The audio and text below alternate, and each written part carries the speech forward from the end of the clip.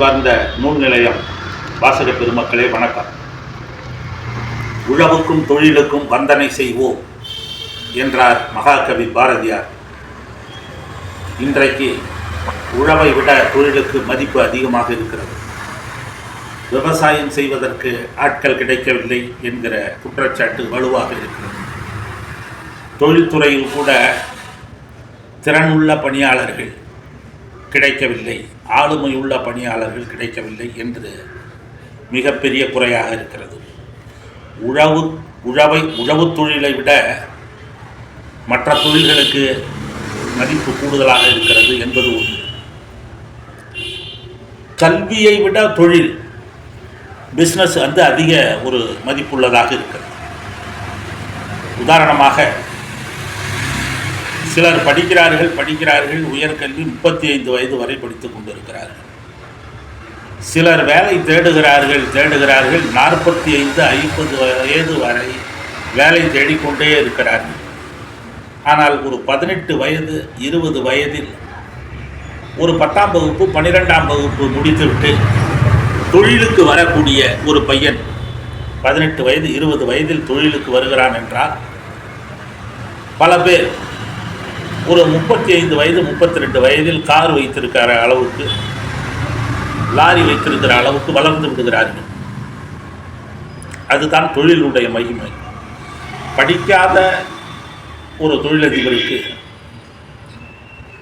படித்தவர்கள், உயர்கல்வி படித்தவர்கள் மேனேஜர்களாக, கணக்கு பிள்ளைகளாக இருக்கக்கூடிய சூழ்நிலை ஏற்படுகிறது. அதுதான் இந்த தொழிலினுடைய ரகசியம், இந்த தொழிலின் மகத்துவம் அதுதான். ஆனால் அந்த தொழிலில் இன்றைக்கு மிகப்பெரிய நெருக்கடிகள் ஏற்பட்டிருக்கிறது, போட்டி அதிகமாக இருக்கிறது. 10 பேரை வைத்து வேலை வாங்குவது என்பது சாதாரண விஷயம் அல்ல. ஒரு 10 பேரை வைத்துக்கொண்டு ஒருவன் வேலை செய்கிறான், எலக்ட்ரீஷியன் என்று சொன்னால், மெக்கானிக் என்று சொன்னால், ஒரு மளிகை கடை வைத்திருப்பவர் என்று சொன்னால் உண்மையிலேயே அது பெரிய சாதனை தான். தொழில் நடத்துவது என்பது மிகப்பெரிய கஷ்டமான ஒரு காரியமாக இந்த காலத்தில் மாறிவிட்டது. அது சம்பந்தமான புத்தகங்கள், வீடியோக்கள் நாட்டில் அதிகமாக வெளிவந்து கொண்டிருக்கிறது. எனக்கு தெரிந்து நான் ஒரு 25 ஆண்டுகளாக நான் இதை சொல்லி வருகிறேன். நீங்கள் தொழிலில் வெற்றி பெற வேண்டும் என்றால் தொடர்ந்து உழைத்து கொண்டே இருக்க வேண்டும், தொடர்ந்து படித்து கொண்டே இருக்க வேண்டும், தொடர்ந்து கவனித்து கொண்டே இருக்க வேண்டும். நீங்கள் நல்லா பாருங்கள், தனித்தன்மைங்கிறது ரொம்ப முக்கியம். 234 சட்டமன்ற உறுப்பினர் இருக்கிறான், எவனுக்கும் தெரியாது. 35 மந்திரி, 5 வருஷத்துக்கு ஒரு தடவை 35 மந்திரி இருக்கான், எவனையும் தெரியாது. ஆனால் பாருங்க, ஒரு அறந்தாங்கி திருநாவுக்கரசு, ஒரு தாமரைக்கனி, இந்த மாதிரி வித்தியாசமான எம்எல்ஏக்களை அனைவரும் அறிவார்கள். அதை போல சரவணா ஸ்டோர் 10 மாடி கட்டிடம் அனைவரும் அறிவார்கள். அவர்கள் விலையை குறைத்து மார்க்கெட்டை பிடித்தார்கள். எல்லோரும் 5 ரூபாய் சம்சா போட்டு கொண்டிருந்த காலத்தில் அவர்கள் 1 ரூபாய்க்கு போட்டார்கள். எல்லோரும் 7 ரூபாய் 10 ரூபாய் ஃபில்டர் காஃபி போட்டு கொண்டிருந்த காலத்தில் அவர்கள் 2 ரூபாய்க்கு ஃபில்டர் காஃபி போட்டார்கள். அதிகமாக உற்பத்தி, அதிக தயாரிப்பு, அதிக விற்பனை, லாபம் என்ற சூத்திரத்தின் அடிப்படையில் அவர்கள் செய்தார்கள். இப்படி அவர்கள் பெயர் வாங்கினார்கள். இவர்கள் இப்படி இருந்தபோது 200 ரூபாய் மிச்சரை அவர்கள் 100 ரூபாய்க்கு கொடுத்தார்கள். 1 கிலோ ஸ்வீட்டு 200 ரூபான்னா அவங்க 100 ரூபாய்க்கு கொடுத்தாங்க. இதனால் அவங்களுக்கு விற்பனை அதிகமாக இருந்தது. ஊர் பூரா அவன் பேச்சு தான் அப்படின்னு இல்லை, தமிழ்நாடு பூரா அவன் பேச்சு அப்படிங்கிற மாதிரி ஆச்சு. அதுக்கு பிறகு கோவை கிருஷ்ணா ஸ்வீட்ஸ் வந்தாங்க சென்னை. அவங்க என்ன பண்ணாங்க, 200 ரூபாய் இதை 100 ரூபாய்க்கு கொடுத்து நீ பேர் வாங்குறியா,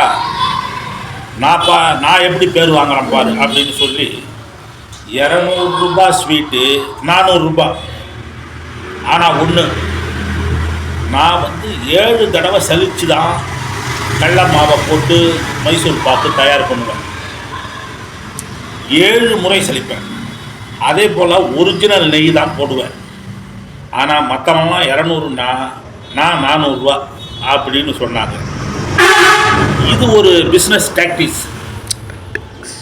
என்கிட்ட விலை அதிகம்தான், ஆனால் என்னுடைய தரத்துக்கு எவனும் இல்லை அப்படின்னு சவால் விடுவோம். இதுவும் நல்லா ஓடிச்சு. விலையை குறைச்சி போட்டதும் மார்க்கெட்டில் இடம் பிடிச்சிது, விலையை அதிகமாக போட்டதும் மார்க்கெட்டில் இடம் பிடிச்சிது. இதுவும் நல்லா ஓடுது, இதுவும் நல்ல மிகப்பெரிய பேர் எடுத்து. இது இப்படின்னா எங்கள் மாவட்டத்தில் பெரம்பலூர் அரியலூரில் அஸ்வின்னு ஒரு அருமையான உணவு விடுதி, இனிப்பு கார வகைகள் ஆரம்பித்தார்கள். தில்ல ஒரு அறிவிப்பை கொடுத்தான். நாங்கள் ஒரு முறை பயன்படுத்திய எண்ணெயை மறுமுறை பயன்படுத்துவதில்லை. என்ன உலகமெங்கும் மருத்துவர்கள் என்ன சொல்லுகிறார்கள் என்றால், கடையில் சாப்பிடாதீங்க, கண்ட எண்ணெயில் போடுவான், கடையில் சாப்பிடாதீங்க, பயன்படுத்திய எண்ணெயே திருப்பி திருப்பி பயன்படுத்துவான், இது விஷமாயிரும், இது கேன்சர் வரும் அப்படின்னு சொல்லிக்கிட்டு இருந்தாங்க. அப்போ இவன் தில்லா தைரியமாக அடித்தான் பாருங்க. நாங்கள் ஒரு முறை பயன்படுத்திய எண்ணெயை மறுமுறை பயன்படுத்துவதில்லை. இது ஒன்று. ரெண்டாவது, பாரம்பரியமான உணவு கொழுக்கட்டை, கெட்டி உருண்டை, எள்ளு உருண்டை, பருப்பு உருண்டை, பருப்பு பொடி, பிரண்டை ஊறுகாய், ஊறுகாயில் 25 விதம், ஸ்வீட்டில் அல்வாவில் 25 விதம், இப்படி போட்டாங்க. பாரம்பரிய உணவு ஒரு வகை. இன்னொன்று, ஒரு முறை பயன்படுத்தியதை எண்ணெயை 2வது முறை பயன்படுத்துவதில்லை. அடுத்தது, நாங்கள் வண்ணத்தை உருவாக்க வேண்டும், கலரை உருவாக்கணுங்கிறதுக்காக நாங்கள் அதிகமாக கலரை பயன்படுத்துறது இல்லை, சில விஷயங்களில் கலரை சுத்தமாக பயன்படுத்துறது இல்லைன்னு அறிவித்தாங்க. இதெல்லாம் விற்பனைக்கு உதவியது. நான் இங்கே சொல்ல வருவது என்னவென்றால், தனித்தன்மை, வித்தியாசம் என்பது தொழிலின் தாரக மந்திரம்.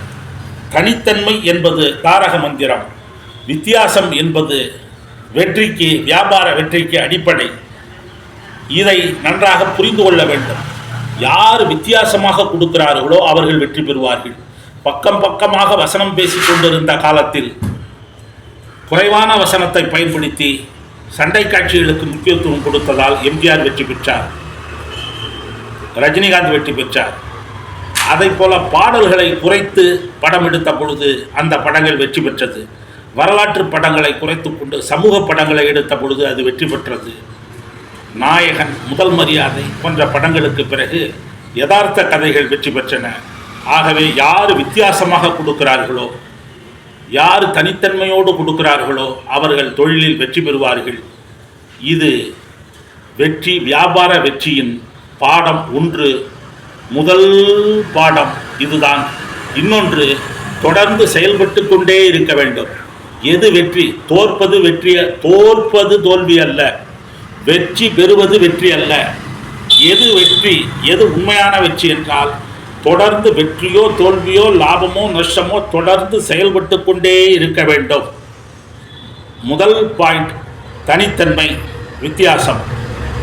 2வது, தொடர்ந்து செயல்பட்டு கொண்டே இருக்க வேண்டும். 3, அனாவசிய அரசியலோ அனாவசிய வாக்குவாதமோ வைத்துக் கொள்ளக்கூடாது. இந்த 3ம் அடிப்படை. மற்றவற்றை அடுத்த பகுதியில் பார்ப்போம். நன்றி, வணக்கம்.